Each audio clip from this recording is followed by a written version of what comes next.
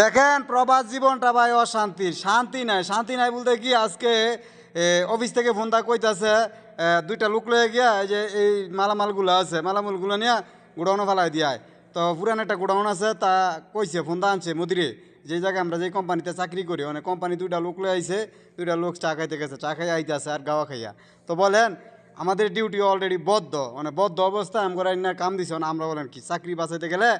বদ্ধ আর খোলা নাই, কাম করতে অর্ডার দিলে মানে এগুলো সব বলে দিয়া মানে ফালাই দিব। এমন বলতাছে এগুলো নিয়ে গোডাউনে রাখ, ঠিক আছে, বলে দিয়ে ফেলাবে না, কেন গোডাউনে রাখবো, তার পরবর্তীতে মনে করেন এটা নেক্সট টাইমে জমায় ডাম টাক দিয়ে ফেলাই দিব। কিন্তু কত হয়েছে এখন তো আমাদের ডিউটি না, এখন আমাদেরকে ডাইকে আনছে ডিউটি করার জন্য, না আমরা কি করবো ফেডারেভাবে বিদেশ আইছি, বিদেশ আইয়া ভাই এখন আমরা তার বইয়ে থাকতারি না, ওকে মুখ বরাবর নাও করতারি না, তা বাদ হইয়া আমগো